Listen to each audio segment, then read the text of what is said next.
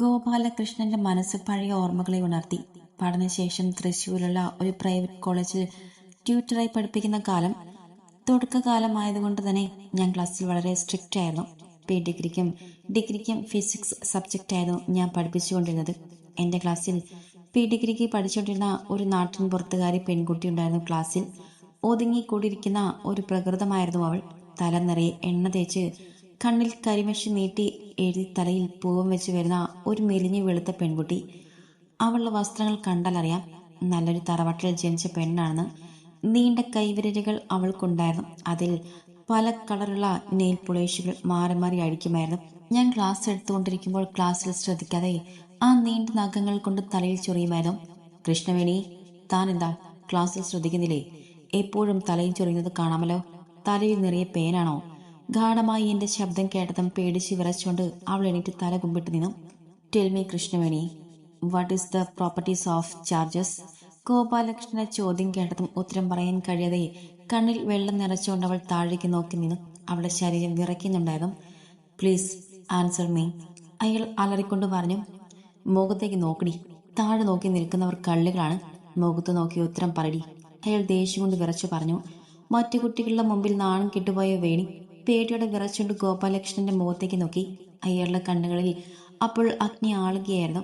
ഗോപാലകൃഷ്ണന്റെ മുഖത്ത് നോക്കാൻ കഴിയാതെ അവൾ പിന്നെയും താഴേക്ക് നോക്കി. Krishnaveni, answer me. എനിക്കറിയില്ല സാറേ, വിതുമ്പിക്കരഞ്ഞുകൊണ്ട് അവൾ പറഞ്ഞു. ചെ, നാണക്കേട്. എന്തിനടി പിന്നെ നീ ക്ലാസ്സിൽ വന്നിരിക്കുന്നത്?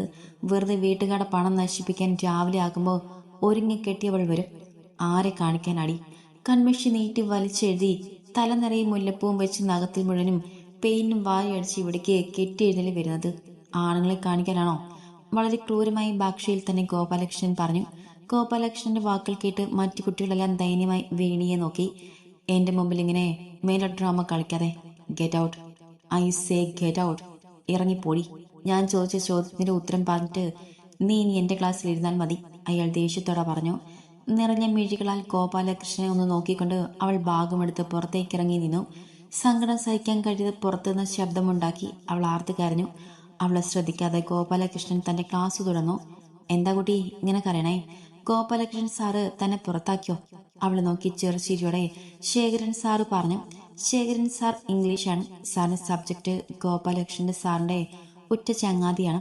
പക്ഷെ കുട്ടികൾക്കെല്ലാം ഗോപാലകൃഷ്ണനേക്കാൾ ഇഷ്ടം ശേഖരൻ സാറിനെയാണ്. കുട്ടികളെ വഴക്കു പറയാത്ത സൗമ്യമായ പെരുമാറ്റമായിരുന്നു ശേഖരന്റേത്. ശേഖരനെ കണ്ടതും വേണിക്ക് സമാധാനമായി. അവൾ ദയനീയമായി ശേഖരനെ നോക്കി. എന്താണോ, ഫിസിക്സ് ഒന്നും പഠിക്കാതെയാണോ ക്ലാസ്സിലേക്ക് വന്നത്? തനിക്ക് അറിഞ്ഞൂടെ ഗോപാലകൃഷ്ണൻ സാറിന്റെ സ്വഭാവം? പഠിക്കുന്ന കാര്യത്തിൽ ആളൊരു ദുർവാസാവാണ്. നോക്കി ഭസ്മാക്കി കളയും നമ്മളെ. ശേഖരൻ പുഞ്ചിരിച്ചുകൊണ്ട് പറഞ്ഞു. അപ്പോഴേക്കും അടുത്ത പീരീഡിനുള്ള ബെല്ലടിച്ചു. കുട്ടികളോട് യാത്ര പറഞ്ഞ് ഗോപാലകൃഷ്ണൻ സാർ പുറത്തേക്കിറങ്ങി. അവിടെ കരഞ്ഞ കണ്ണുകളുമായി നിൽക്കുന്ന വേണിയെ കണ്ടതും ഗോപാലകൃഷ്ണൻ അവളെ തുറപ്പിച്ചൊന്ന് നോക്കി. എന്റെ പൊന്നു ഫിസിക്സ് വാദ്യരെ, താൻ ആ കുട്ടി നോക്കി പേടിപ്പിക്കില്ല മാഷേ. തന്റെ നോട്ടം കണ്ട് ആ കുട്ടി പേടിച്ചു വിറയ്ക്കണം. എന്തായാലും തന്റെ പീരീഡ് കഴിഞ്ഞില്ലേ, ഇനി ആ കുട്ടിക്ക് ക്ലാസ്സിലേക്ക് കയറിക്കോട്ടെ. ശേഖരൻ വേണിയെ സപ്പോർട്ട് ചെയ്തുകൊണ്ട് പറഞ്ഞു. ശേഖരന്റെ വാക്കുകൾ കേട്ട് ഗോപാലകൃഷ്ണൻ അമർത്തി മൂളിക്കൊണ്ട് അവിടെ നിന്ന് നോക്കി. ഇപ്പൊ ക്ലാസ്സിൽ കയറിക്കോ, പക്ഷേ ഞാൻ ചോദിച്ച ചോദ്യത്തിന്റെ ഉത്തരം നാളെ എനിക്ക് കിട്ടണം. അത് പഠിക്കാൻ കഴിയില്ലെങ്കിൽ നാളെ മുതൽ താൻ എന്റെ ക്ലാസ്സിലിരിക്കണ്ട എന്ന് ഉറച്ച സ്വരത്തിൽ ഗോപാലകൃഷ്ണൻ അവളെ നോക്കി പറഞ്ഞു. ഭയത്തോടെ പതുക്കെ ഒന്ന് മോളിക്കൊണ്ട് വേണി ക്ലാസ്സിലേക്ക് കയറിപ്പോയി. എന്റെ ഗോപാലകൃഷ്ണൻ സാറേ, താൻ എന്തിനാണ് ആ പാവം സുന്ദരിക്കുട്ടിയെ ഇങ്ങനെ പേടിപ്പിക്കുന്നത്? എന്ത് ഭംഗിയുള്ള കുട്ടിയാണ് അവൾ. വെറുതെ അതിനെ കൊണ്ട് കരയിപ്പിക്കാൻ തനിക്ക് എങ്ങനെ തോന്നണോ മാഷേ? ദേ ശേഖരൻ സാറേ, തന്റെ പഞ്ചാര പഠിപ്പിക്കുന്ന കുട്ടികളോട് വേണോ? നമ്മൾ ഗുരുക്കന്മാരാണ്. നമ്മൾ പഠിപ്പിക്കുന്ന കുട്ടികളുടെ സൗന്ദര്യം ഒരിക്കലും നമ്മൾ ആസ്വദിക്കരുത്. അവരെ നമ്മുടെ മക്കളെ പോലെ കാണും. ഗോപാലകൃഷ്ണൻ ശേഖരനോടായി പറഞ്ഞു. എന്റെ ഗോപാലൻ മാഷേ, താനേ ഒരു 14-ാം നൂറ്റാണ്ടിൽ ജനിക്കേണ്ടവനാണ്. ദൈവത്തിന് എന്തോ തെറ്റുപറ്റിപ്പോയി കാണും. പിന്നെ എനിക്ക് വയസ്സ് അധികമൊന്നും ആയിട്ടില്ല. പെണ്ണ് കെട്ടാൻ പ്രായമായിട്ട് പോലുമില്ല. അങ്ങനെയുള്ള ഞാൻ എങ്ങനെയാണ് പഠിപ്പിക്കുന്ന കുട്ടികളെ മകളെ കാണുക? അതിന് സാറിന് മാത്രമേ പറ്റൂന്ന് ഗോപാലകൃഷ്ണനെ നോക്കി കൈകൾ കൂപ്പി പറഞ്ഞിട്ട് അവർ സ്റ്റാഫ് റൂമിലേക്ക് നടന്നു. ഒരക്ഷരം പഠിക്കാത്ത മടിച്ചിയാണവൾ. എന്തിനാണവോ ഡെയിലി ഒരുങ്ങിക്കെട്ടി ഇങ്ങോട്ട് വരുന്നത്? ഹോംവർക്ക് ചെയ്യില്ല, ഒന്നും പഠിക്കുകയില്ല. നഖത്തിലെന്നും പെയിന്റും മാറ്റി മാറ്റി അടിച്ചു വരും. അതിനൊക്കെ ആ കുട്ടിക്ക് സമയം കിട്ടുന്നുണ്ട്. അതിന് നീട്ടി വളർത്തിയ നഖം കാണുമ്പോൾ തന്നെ എനിക്ക് ദേഷ്യം വരും.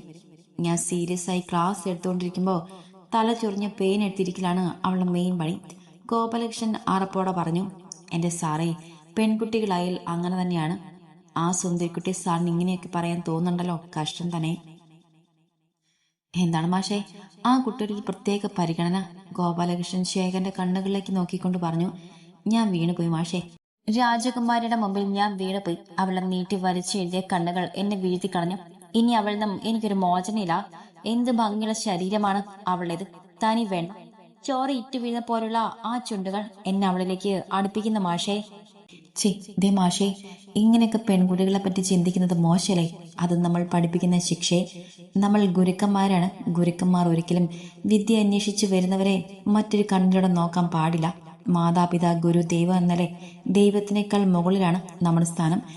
പരിപാവനമായ ബന്ധം മാത്രമേ വിദ്യാർത്ഥിനികളോട് നമ്മൾ കാണിക്കാൻ പാടുള്ളൂ. എൻ്റെ ഗോപാലൻ മാഷേ, മാഷിന്റെ മനസ്സ് മുഴുവൻ ഫിസിക്സ് ആണ്. എൻ്റെ മനസ്സ് അങ്ങനെയല്ല. ഞാൻ വേണയെ പ്രണയിക്കുന്നു, അങ്ങേറ്റം അഗാധമായി. ശേഖരൻ മനസ്സിലുള്ള കാര്യം തുറന്നു പറഞ്ഞു. ഗുരുശിക്ഷ ബന്ധം പരിപാവനമായിരിക്കണമെന്ന് ഗോപാലകൃഷ്ണൻ പലതവണ ശേഖരനെ ഉപദേശിച്ചെങ്കിലും ശേഖരൻ അത് കേൾക്കാൻ കൂട്ടാക്കിയില്ല. പതിയെ പതിയെ കൃഷ്ണവേണിയും ശേഖരൻ തമ്മിൽ അഗാധമായ പ്രണയത്തിലായി. ദേ ഗോപാലകൃഷ്ണൻ മാഷേ, തനിക്കറിയാലോ വേണി എനിക്ക് പ്രിയപ്പെട്ടവളാണെന്ന്. പിന്നെ താൻ എന്തിനാടോ അവിടെ മറ്റു കുട്ടികളുടെ മുമ്പിൽ വെച്ച് വഴക്കു പറയുന്നത്? ശേഖരൻ അല്പം ദേഷ്യത്തോടെ ചോദിച്ചു. അത് ശേഖരൻ മാഷേ, ഇതൊരു കോളേജാണ്. എൻ്റെ ക്ലാസ്സിലിരിക്കുന്നവരെല്ലാം എൻ്റെ സ്റ്റുഡൻസ് ആണ്. അവർ ആരുടെയൊക്കെയോ കാമുകിയാണെന്നോ ഭാര്യയാണെന്നോ പെങ്ങളാണെന്നോ ഒന്നും എനിക്കറിയണ്ട. എൻ്റെ സബ്ജക്റ്റ് കുട്ടികൾ പഠിച്ചില്ലെങ്കിൽ ഞാൻ വഴക്കു പറയും, കണ്ണു പൊട്ടുന്ന ചീത്തയും വിളിക്കും. ഗോപാലകൃഷ്ണൻ ശക്തമായ ശബ്ദത്തോടെ പറഞ്ഞു. എൻ്റെ മാഷേ, വേണിയെ ഒഴിച്ച് മറ്റു കുട്ടികളെ മാഷെ എങ്ങനെ വേണമെങ്കിലും കണ്ടു. പക്ഷെ എൻ്റെ വേണിയെ മാത്രം ഒന്നും പറയരുത്. എല്ലാ കുട്ടികൾക്കും ഒരുപോലെ പഠിക്കാനുള്ള കഴിവുണ്ടാകില്ല മാഷേ. അവൾ ഇനി പഠിച്ചാലും പഠിച്ചില്ലെങ്കിലും ഞാൻ എൻ്റെ പെണ്ണിനെ പൊന്നുപോലെ നോക്കും. എനിക്ക് അത്യാവശ്യത്തിന് വിദ്യാഭ്യാസം ഉണ്ടല്ലോ. ഇനി എൻ്റെ പെണ്ണിന് അല്പം വിദ്യാഭ്യാസം കുറഞ്ഞാലും കുഴപ്പമില്ല. താനൊരു അധ്യാപകനാണോ? ആ കുട്ടിയുടെ ഭാവിയിലെ നശിച്ചു പോകുന്നത്. 17 18 അത്രയ്ക്ക് പ്രായമേ ആ കുട്ടികളും. പഠിച്ച് കളിച്ച് നടക്കേണ്ട പ്രായം. ഈ പ്രായത്തിൽ പ്രണയത്തെപ്പറ്റി ചിന്തിക്കുന്ന തന്നെ തെറ്റാണ്. മാഷ് 10-30 വയസ്സിലാ ഒരു പെണ്ണിനെ വിവാഹം കഴിച്ചാൽ മതി. അപ്പൊ പിന്നെ പക്വതയൊക്കെ ധാരാളം ഉണ്ടാകും. ദയവ് ചെയ്ത് ഞങ്ങൾ കാര്യത്തിൽ ഇടപെടരുത്. ശേഖരന്റെ ഈ വാക്കുകൾ കേട്ടതും ഗോപാലകൃഷ്ണൻ പിന്നെ വേണിയെ ക്ലാസ്സിൽ ശ്രദ്ധിക്കാതെയായി. ഡിഗ്രി 2 വർഷം മുഴുവനും ശേഖരന്റെയും വേണിയുടെയും പ്രണയം ആ കോളേജിൽ പൂത്തുലഞ്ഞു. ആ വർഷത്തെ ഡിഗ്രി റിസൾട്ട് വന്നപ്പോൾ നല്ല അസലായി കൃഷ്ണവേണിക്ക് തോൽപ്പിക്കേണ്ടി വന്നു. അങ്ങനെ ഇരിക്കെ ഒരു ദിവസം പുറത്തുപോയി വന്ന ശേഖരൻ വളരെയധികം വിഷമത്തോടെ ഗോപാലകൃഷ്ണന്റെ മുറിയിലേക്ക് വന്നു. ഗോപാലകൃഷ്ണൻ മാഷേ, വേണിയുടെ വിവാഹം ഉറപ്പിച്ചു. അവൾ എത്ര തന്നെ എതിർത്തിട്ടും അവളുടെ വീട്ടുകാർ സമ്മതിക്കുന്നില്ല. വീട്ടുകാർ എന്ന് പറയാൻ അവൾക്ക് ആരുമില്ല. വക്കീലെ അമ്മാവനും അമ്മായിയും പിന്നെ വിവാഹം ഉറപ്പിച്ചിരിക്കുന്നത് അമ്മാവന്റെ മകനെ കൊണ്ട് തന്നെയാണ്. ഈ വിവാഹം നടന്നാൽ അവൾ ജീവിച്ചിരിക്കില്ലെന്നാ പറയുന്നത്. ഇനി ഞാൻ എന്താ ചെയ്യേണ്ടത് മാഷേ? വളരെയേറെ ദുഃഖത്തോടെ ശേഖരൻ പറഞ്ഞു. ഇത് തന്നെയാണ് ഞാൻ മുൻപ് തൊട്ട് പറഞ്ഞത്. ആ പെൺകുട്ടി അല്പം കഴിവുള്ള തറവാട്ടിലെ കുട്ടിയാണ്. ഈ ട്യൂട്ടറിൽ മാഷിനൊക്കെ അവിടുന്ന് പെണ്ണിനെ തരുവോ? അത് മാത്രല്ല, അവർ വലിയ തറവാട്ടുകാരാണ്. ഇതിനൊക്കെ ഇറങ്ങി പുറപ്പെടുന്നതിന് മുൻപ് തന്നെ ഞാൻ പറഞ്ഞിരുന്നില്ലേ ഇത് വേണ്ടെന്ന്. ഇനിയിപ്പോ ഒരേ ഒരു വഴിയുള്ളൂ. ഒന്നെങ്കിൽ അവളെ തറവാട്ടിൽ പോയി പെണ്ണ് ചോദിക്കുക, അല്ലെങ്കിൽ പെണ്ണിനെ വിളിച്ചിറക്കി കൊണ്ടുവരിക. പെണ്ണ് ചോദിക്കലൊന്നും ഇനി നടക്കില്ല മാഷേ. ഞാൻ അവളെ വിളിച്ചിറക്കി കൊണ്ടുവരേണ്ടി വരും. പക്ഷേ എൻ്റെ ഈ ചെറിയ ജോലി വെച്ച് അവളെ വിളിച്ചിറക്കി കൊണ്ടുവന്നാ പിന്നെ എങ്ങനെ ജീവിക്കും? നിനക്കറിയാലോ, എൻ്റെ ഒരു വരുമാനത്തിലാണ് എൻ്റെ കുടുംബം കഴിയുന്നത്. നല്ല ജോലി കിട്ടിയതിന് ശേഷമേ എനിക്കൊരു വിവാഹത്തെപ്പറ്റി ചിന്തിക്കാൻ തന്നെ കഴിയൂ. പക്ഷെ നല്ല ജോലി കിട്ടുന്നത് വരെ വേണി കാത്തു നിൽക്കുകയില്ല. ശേഖരൻ സങ്കടത്തോടെ പദം പറഞ്ഞുകൊണ്ടിരുന്നു. അവസാനം അവർ ഒരു തീരുമാനത്തിലെത്തി. ശേഖരൻ ബോംബെയിൽ പോയി ഒരു താമസ സ്ഥലവും ജോലിയും ശരിയാക്കിയ ശേഷം വേണിയെ ജീവിതത്തിലേക്ക് കൂട്ടുക. നാളെയാണ് വേണിയുടെ വിവാഹം. നിർത്താതെയുള്ള ഫോൺ ബിൽ അടിക്കുന്ന ശേഷം ഗോപാലകൃഷ്ണൻ ഉറക്കച്ചടവോടെ ഫോൺ എടുത്തു. ഹലോ, എന്താ ശേഖർ ഈ സമയത്ത്? ഗോപാലകൃഷ്ണൻ മാഷേ, ഒരു പ്രശ്നമുണ്ട്. എനിക്കിന്ന് തൃശ്ശൂരിലേക്ക് വരാൻ പറ്റാത്ത അവസ്ഥയാണ്. ഇവിടെ ചെറിയൊരു പ്രശ്നമുണ്ട്. എന്ത് പ്രശ്നം? എൻ്റെ ഒപ്പം ഇവിടെ താമസിക്കുന്ന ഒരാൾക്ക് പെട്ടെന്ന് നെഞ്ചുവേദന വന്നു. ഇവിടെ ഹോസ്പിറ്റലാണ്, വേറെ ആരുമില്ല. അയാളുടെ ഫാമിലി വരുന്നത് വരെ എനിക്കിവിടെ നിന്നേ പറ്റൂ. അതിനിപ്പോൾ ഞാൻ എന്താ മാഷേ? മാഷ് നിന്നോ? എന്താ മാഷെ ഒന്നും അറിയാത്തതുപോലെ പറയുന്നത്? നാളെയാണ് വേണിയുടെ കല്യാണം നിശ്ചയിച്ചിരിക്കുന്നത്. ഇന്ന് ആ പാവം എന്നെയും പ്രദേശ് റെയിൽവേ സ്റ്റേഷനിൽ കാത്തു നിൽക്കും. എന്നെ കണ്ടില്ലെങ്കിൽ അവൾ ചിലപ്പോൾ ആത്മഹത്യ ചെയ്യും. ശേഖരൻ സങ്കടത്തോടെ പറഞ്ഞു. അതിനിപ്പോ എന്താ ചെയ്യാ മാഷേ? ശേഖരന്റെ വിഷമം കേട്ടപ്പോൾ ഗോപാലകൃഷ്ണൻ സങ്കടത്തോടെ പറഞ്ഞു. ഇനി ഒരേ ഒരു വഴിയുള്ളൂ. പക്ഷെ അതിന് ഗോപാലകൃഷ്ണൻ മാഷും കൂടെ ഒന്ന് വിചാരിക്കണം. ഞാനോ? എന്നെ കൊണ്ടത് ചെയ്യാൻ പറ്റും. ഇനി എന്തെങ്കിലും ചെയ്യാൻ പറ്റുന്നുണ്ടെങ്കിൽ അതിനി മാഷിനെ കൊണ്ട് മാത്രമേ പറ്റൂ. ഇന്നവൾ തൃശ്ശൂർ റെയിൽവേ സ്റ്റേഷനിൽ വരും. എനിക്ക് പകരം മാഷ് അവിടെ ചെല്ലണം. എന്നിട്ട് അവളെയും കൊണ്ട് ബോംബെയിലേക്ക് വരണം. ഞാനോ? ഇതൊന്നും നടക്കാൻ പോകുന്നില്ല. നാളെ അവളുടെ കല്യാണമാണ്. കല്യാണ പെണ്ണ് തട്ടിക്കൊണ്ടുപോയി എന്നും പറഞ്ഞ് കേസ് വന്നാൽ പൊന്നു മാഷെ ഞാൻ പെടും. വെറുതെ ഓരോ വയ്യവരി എടുത്ത് തലയിൽ വെക്കാൻ എന്നെ കൊണ്ട് വയ്യ. എന്റെ പൊന്നു ഗോപാലകൃഷ്ണ മാഷേ, ഈ സമയത്ത് എന്നെ കൈവിടല്ലേ. ഇന്ന് അവളെ കൂട്ടാൻ ആരും റെയിൽവേ സ്റ്റേഷനിൽ പോയില്ലെങ്കിൽ ചിലപ്പോ അവൾ ട്രെയിന് മുന്നിൽ ചാടി മരിക്കും. എന്റെ വേണിയില്ലാത്ത ഈ ലോകത്ത് എനിക്കും ജീവിക്കണ്ട. സത്യമാണ് മാഷെ ഞാൻ പറയുന്നത്. വേണിക്ക് എന്തെങ്കിലും സംഭവിച്ചാൽ സത്യമായിട്ടും ഞാൻ ഈ ലോകത്തുണ്ടാകില്ല, ശേഖരൻ ഉറച്ച സ്വരത്തിൽ പറഞ്ഞു. ശേഖരന്റെ നിർബന്ധത്തിനും വഴങ്ങി താല്പര്യമില്ലാതെയാണെങ്കിലും വേണിയെ കൂട്ടാൻ ഗോപാലകൃഷ്ണന് അന്ന് റെയിൽവേ സ്റ്റേഷനിൽ പോകേണ്ടി വന്നു. അന്ന് റെയിൽവേ സ്റ്റേഷനിൽ വന്ന വേണിയെ കൊണ്ട് ഗോപാലകൃഷ്ണൻ ബോംബെയിലേക്ക് തിരിച്ചു. ബോംബെയിലെത്തിയതും ശേഖരൻ റെയിൽവേ സ്റ്റേഷനിൽ കാത്തു നിൽക്കുന്നുണ്ടായിരുന്നു. സുരക്ഷയോടെ കൂടി തന്നെ വേണിയെ ശേഖരന്റെ കയ്യിൽ ഏൽപ്പിച്ച ശേഷം ഗോപാലകൃഷ്ണൻ നാട്ടിലേക്ക് തിരിച്ചു. താങ്കൾക്ക് ചെയ്ത സഹായങ്ങൾക്ക് അന്ന് വേണി ശേഖരൻ ഒരുപാട് പ്രാവശ്യം ഗോപാലകൃഷ്ണനോട് നന്ദി പറഞ്ഞു. പിന്നീട് മറ്റൊരു കോളേജിൽ ജോലി കിട്ടി ഗോപാലകൃഷ്ണൻ പാലക്കാട്ടേക്ക് പോയി. പിന്നെ കുറെ നാളത്തേക്ക് ശേഖരനുമായി ഒരു ബന്ധവും ഉണ്ടായിരുന്നില്ല. ഏകദേശം 1.5 വർഷത്തിന് ശേഷം ഒരു ദിവസം ശേഖരന്റെ ഫോൺ കോൾ ഗോപാലകൃഷ്ണൻ തേടിയെത്തി. വർദ്ധിച്ച സങ്കടത്തോടെ പൊട്ടിക്കരഞ്ഞുകൊണ്ടായിരുന്നു ശേഖരൻ സംസാരിച്ചത്. മാഷേ, എന്റെ വേണി പോയി എന്നും പറഞ്ഞ് ശേഖരൻ ആർത്ത് കരഞ്ഞു. പോയെന്നോ? എവിടേക്ക്? ഗോപാലകൃഷ്ണൻ സംശയത്തോടെ ചോദിച്ചു. ഈ ലോകം വിട്ട് അവൾ പോയി. എന്നെ തനിച്ചാക്കി അവൾ പോയി. കൂടെ എന്റെ കുഞ്ഞിനെയും കൊണ്ടുപോയി എന്നും പറഞ്ഞ് ശേഖരൻ കരയാൻ തുടങ്ങി. പ്രസവത്തിൽ അമ്മയും കുഞ്ഞും മരിച്ചു എന്നാണ് ശേഖരൻ പറഞ്ഞത്. തന്റെ കൂട്ടുകാരൻ ഉണ്ടായ ദുരന്തത്തിൽ ഗോപാലകൃഷ്ണൻ അതീവ ദുഃഖിതനായിരുന്നു. അയാൾക്ക് കഴിയുന്ന രീതിയിൽ ശേഖരനെ സമാധാനിപ്പിച്ചുകൊണ്ടിരുന്നു. പുതിയ പ്രതീക്ഷകൾ അയാൾക്ക് നൽകിക്കൊണ്ടിരുന്നു. അതിനുശേഷം ശേഖരൻ ഗൾഫിലേക്ക് പോയി. തിരിച്ചു വന്നതിന് ശേഷം മറ്റൊരു പെണ്ണിനെ വിവാഹം കഴിച്ചു. ഒരു നിർവികാരതയോടെ ഗോപാലകൃഷ്ണൻ ഇതെല്ലാം മഹാദേവനോട് പറഞ്ഞു. ഗോപാലകൃഷ്ണന്റെ വാക്കുകൾ കേട്ടതും മഹാദേവൻ ചെറുതായിന്ന് പുഞ്ചിരിച്ചു. കഥയൊക്കെ എനിക്കിഷ്ടമായി. ഒരു സിനിമയാക്കാൻ കൊള്ളാം. മഹാദേവൻ അല്പം പരിഹാസത്തോടെ പറഞ്ഞു. ഇത് കഥയല്ല മോനെ, ജീവിതമാണ്. ഞാനിത് തെളിയിക്കും. എന്റെ അമ്മയുടെ മുമ്പിലും എന്റെ ഭാര്യയുടെ മുമ്പിലും എനിക്ക് സത്യം തെളിയിക്കണം. ഞാനല്ല തെറ്റുകാരൻ. ഉറച്ച സ്വരത്തോടെ ഗോപാലകൃഷ്ണൻ പറഞ്ഞു. തെളിയിക്കുന്നതൊക്കെ കൊള്ളാം. ഇപ്പൊ സമയം ഒരുപാടായി. ഈ മഞ്ഞത്ത് വെറുതെ നിന്നിട്ട് ഒരു കാര്യമില്ല. പോയി കിടന്നുറങ്ങാൻ നോക്ക്. ഒരുപാട് മരുന്നുകൾ കഴിക്കുന്നതല്ലേ എന്നും പറഞ്ഞ് മഹാദേവൻ വീടിനകത്തേക്ക് കയറിപ്പോയി. മഹാദേവൻ അകത്തേക്ക് കയറി പോന്ന് നോക്കിയെന്ന ഗോപാലകൃഷ്ണൻ ഫോൺ റിംഗ് ചെയ്യാൻ തുടങ്ങി. മുറിയിലേക്ക് കയറി വന്ന മഹാദേവനെയും കാത്ത് കാന്തി ഉറങ്ങാതെ ഇരിപ്പുണ്ടായിരുന്നു. എന്താണ് കാന്തി, താൻ ഉറങ്ങിയില്ലേ? ഞാൻ പോകുമ്പോ താൻ നല്ല ഉറക്കത്തിലായിരുന്നല്ലോ. അവൻ അവളെ നോക്കി പുഞ്ചിരിച്ചോണ്ട് ചോദിച്ചു. ഉറക്കം വരുന്നില്ല. എത്ര നേരമെന്ന് വെച്ചാ കണ്ണടച്ചു കിടക്ക? അവൾ ദയനീയമായി അവനെ നോക്കിക്കൊണ്ട് പറഞ്ഞു.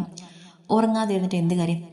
ചെയ്ത തെറ്റ് ഒരിക്കലും മാഞ്ഞു പോകില്ല. വെറുതെ ഉറങ്ങാതിരുന്നത് ആരോഗ്യം നശിപ്പിക്കാം എന്ന് മാത്രമല്ലെങ്കിലും തനിക്ക് കുറച്ച് ദിവസമായി മുഖത്ത് വിളർച്ചയാണ്. ശരിയായ രീതിയിൽ ഭക്ഷണം കഴിക്കാത്തതും ഉറങ്ങാത്തതുമാണ് ഇതിന് കാരണം. പുറത്ത് എന്തായിരുന്നു? എന്റെ അച്ഛൻ തെറ്റ് ചെയ്തിട്ടുണ്ടെങ്കിൽ അതിനുള്ള ശിക്ഷ കോടതി അച്ഛന് കൊടുത്തോളും. ദയവ് ചെയ്ത് നിങ്ങൾ എന്റെ അച്ഛനെ ഉപദ്രവിക്കരുത്. ഇതൊരു അപേക്ഷയാണ്. അവൾ അവനെ നോക്കി കരഞ്ഞുകൊണ്ട് പറഞ്ഞു. എന്റെ കാന്തി, തനിക്കിപ്പോ ഏകദേശം 10-26 വയസ്സായില്ലേ? ജനിച്ചപ്പോ മുതൽ താൻ തന്റെ അച്ഛനെ കാണാൻ തുടങ്ങിയതല്ലേ? എന്നിട്ട് ഇങ്ങനെയാണോ അച്ഛനെ പറ്റി മനസ്സിലാക്കിയിരിക്കുന്നത്? ഞാനൊരു കാര്യം പറയട്ടെ. അവൻ അവളുടെ കണ്ണുകളിലേക്ക് നോക്കിക്കൊണ്ട് പറഞ്ഞു. ഒരു കാര്യം ഞാൻ ഉറപ്പിച്ചു പറയാം. തന്റെ അച്ഛൻ ഇതിൽ നിരപരാധിയാണ്. ആ കാര്യം എനിക്ക് മനസ്സിലായി. തന്റെ അച്ഛൻ എല്ലാ കാര്യങ്ങളും എന്നോട് പറഞ്ഞു. അച്ഛന്റെ സംസാരത്തിൽ തന്നെ അറിയാം ആള് പറഞ്ഞതൊക്കെ സത്യമാണ്. സത്യം തെളിയിക്കാൻ അദ്ദേഹത്തിന് കുറച്ച് സമയം കൊടുക്കണം. പക്ഷേ അത്രയും നാൾ അദ്ദേഹത്തെ വേദനിപ്പിക്കാനോ അകറ്റി നിർത്താനോ പാടില്ല. ഫാമിലി ഒപ്പം നിന്നാൽ അത് തന്റെ അച്ഛന് ഒരു ധൈര്യമാകും. അവൻ അവളെ നോക്കി പുഞ്ചിരിച്ചുകൊണ്ട് പറഞ്ഞു. മഹാദേവന്റെ വാക്കുകൾ കേട്ട് നന്ദിയോടെ അവൾ അവനെ നോക്കി. പിറ്റേ ദിവസം നേരം പുലർന്നതും കാന്തി അച്ഛനെ കാണാനായി അദ്ദേഹത്തിന്റെ മുറിയിലേക്ക് ചെന്നു. പക്ഷെ അവിടെ ഗോപാലകൃഷ്ണനെ കണ്ടില്ല. കട്ടിലിന്റെ ഒരറ്റത്ത് ചുമരിനോട് ചേർന്ന് ശോഭ കിടപ്പുണ്ടായിരുന്നു. അവൾ അമ്മയുടെ മുഖത്തേക്ക് നോക്കി. ശോഭയുടെ 2 കണ്ണിലും കണ്ണുനീരൊലിച്ചിറങ്ങിയതിന്റെ പാടുകൾ കവളിലുണ്ട്. രാത്രി മുഴുവനും തന്റെ അമ്മ കരയുകയായിരുന്നെന്ന സത്യം അവൾ അപ്പോൾ വേദനയോടെ മനസ്സിലാക്കി. അവൾ പതുക്കെ ചെന്ന് ശോഭയുടെ അടുത്തിരുന്ന് തന്റെ കൈപ്പത്തി ശോഭയുടെ നെറ്റിയിൽ വെച്ചു. ആരോ തന്നെ തൊട്ടെന്ന് മനസ്സിലാക്കിയ ശോഭ പതിയെ കണ്ണുകൾ തുറന്നു. തന്നെ നോക്കിക്കൊണ്ടിരിക്കുന്ന മകളെ കണ്ടതും ശോഭയ്ക്ക് സങ്കടം സഹിക്കാൻ കഴിഞ്ഞില്ല. ചുണ്ടു പുലർത്തിക്കൊണ്ട് ശോഭ തേങ്ങിക്കരയാൻ തുടങ്ങി. എന്താ അമ്മ ഇത്? ഇങ്ങനെ കരയാതെ. നമ്മുടെ അച്ഛൻ തെറ്റുകാരനാണെന്നാണ് തിരിഞ്ഞിട്ടൊന്നുമില്ലല്ലോ. അച്ഛൻ കുറ്റമേറ്റു പറഞ്ഞിട്ടുമില്ല. പിന്നെ എന്തിനാണ് എന്റെ അമ്മ കരയുന്നത്? അമ്മയ്ക്ക് ഇങ്ങനെ തോന്നുന്നുണ്ടോ അച്ഛൻ ഇങ്ങനെയൊക്കെ ഒരു സ്ത്രീയോട് പെരുമാറുമെന്ന്? അവൾ ഷോഫയുടെ മൂടിയിൽ തലോടിക്കൊണ്ട് പറഞ്ഞു. തെറ്റ് ചെയ്തിട്ടില്ലെങ്കിൽ അദ്ദേഹത്തിന് അത് തുറന്നു പറഞ്ഞൂടെ? എന്തിനാണ് അദ്ദേഹം നമ്മുടെ അടുത്തു നിന്നും സത്യം മറയ്ക്കുന്നത്? ഷോഫ വേദനയോടെ ചോദിച്ചു. അതിന് അച്ഛൻ്റെതായ കാരണങ്ങളുണ്ടാകും. അമ്മ ഇപ്പം അതിനെപ്പറ്റി ഒന്നും ചിന്തിക്കേണ്ട. മറ്റൊന്നും ആലോചിക്കാതെ വേഗം പോയി ഒരു കപ്പ് ചായ ഇട്ടുണ്ട് വാ. അച്ഛൻ ചിലപ്പോൾ ആ ട്യൂഷൻ ക്ലാസ്സിൽ ഇരിക്കുന്നുണ്ടാകും. അമ്മ ഒരു കപ്പ് ചായ ഇട്ട് കൊണ്ടുപോയി അച്ഛൻ്റെ കയ്യിൽ കൊടുക്ക്. നമ്മൾ ഫാമിലി ഒപ്പം ഉണ്ടെന്ന് മനസ്സിലാക്കിയാൽ തന്നെ അച്ഛൻ സത്യങ്ങൾ മുഴുവൻ നമ്മളോട് പറയും. കാന്തി അമ്മയെ സമാധാനിപ്പിച്ചുകൊണ്ട് പറഞ്ഞു. കാന്തിയുടെ വാക്കുകൾ കേട്ടതും ഷോഫയുടെ മനസ്സൽപ്പം തണുത്തു. അവൾ പെട്ടെന്നെ കുളി കഴിഞ്ഞ് അടുക്കളയിലേക്ക് പോയി. ഫ്രിഡ്ജിൽ നിന്നും പാലെടുത്ത് പെട്ടെന്ന് ചായ ഉണ്ടാക്കി അതിൽ നിന്നും ഒരു കപ്പെടുത്ത് അവൾ ട്യൂഷൻ ക്ലാസ്സിന് നേരെ നടന്നു. അവിടേക്ക് അന്വേഷിച്ചിട്ടും ഗോപാലകൃഷ്ണനെ കാണാൻ കഴിഞ്ഞില്ല. പിന്നെ അടുക്കളത്തോട്ടത്തിലും അന്വേഷിച്ചു. ആ വീട് മുഴുവനും നടന്നന്വേഷിച്ചിട്ടും ഗോപാലകൃഷ്ണനെ കാണാൻ കഴിഞ്ഞില്ല. ഗോപാലേട്ടാ, ഷോഫ് ഉറക്കി വിളിക്കാൻ തുടങ്ങി. ഗോപാലകൃഷ്ണൻ മിസ്സിംഗ്.